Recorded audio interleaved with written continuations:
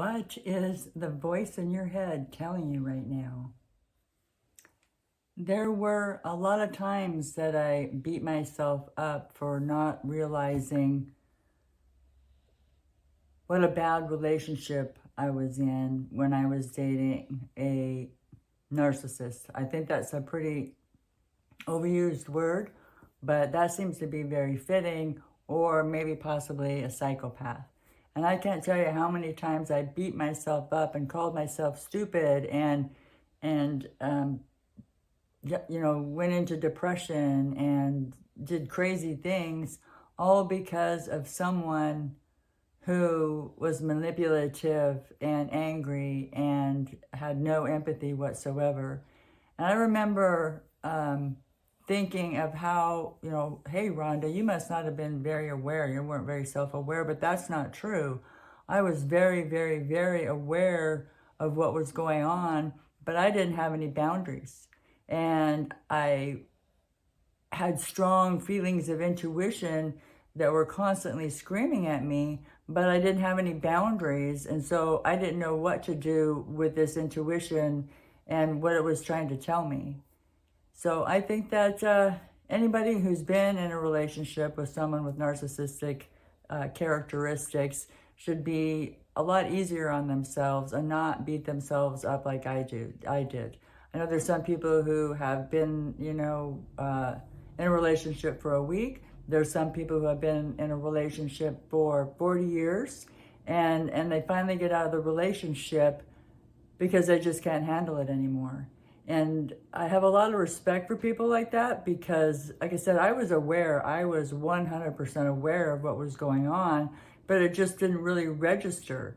We have this subconscious that takes over, and that's the voice in our head when we're not talking out loud. And subconsciously, everything that we've learned our whole entire life is built up in this little computer in our subconscious, in our subconscious mind, and it's actually running the show unless we become aware and we become present in the moment. And it took me a year and a half to get rid of this guy that I was seeing. It was a long distance relationship, thankfully, so I wasn't around him all the time. But I remember beating myself up for months, if not years, about how stupid I felt, and even in front of my friends. And I got into the situation with the narcissist because I didn't trust my friends. If you've ever been with a narcissist, you know how they can manipulate and mess with your mind and gaslight you. And part of the thing is I wasn't opening up to my friends. I wasn't confiding in them and what was really going on in my life. And so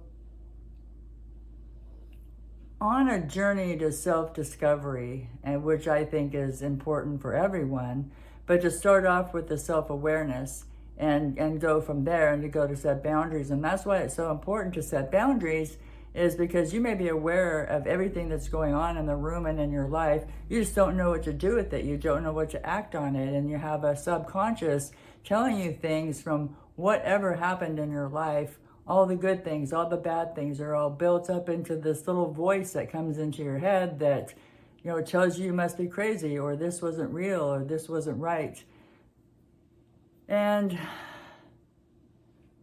I guess just really my heart goes out to everybody after what I went through. I really have a soft spot for people who have been through a horrific experience like that. And I would have to say probably about a fourth of the people I know who have been in very abusive relationships with cluster B personalities, which are the personality disorders that you cannot cure. You can't do anything about them, apparently. That's what the psychology journals say.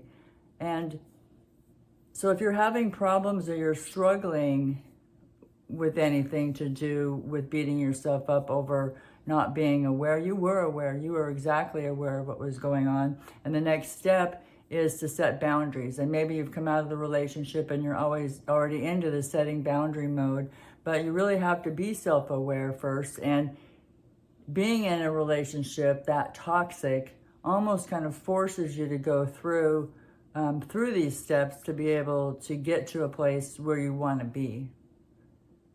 So thank you for watching the video. If you like the content, like and subscribe, and I'll catch you next time.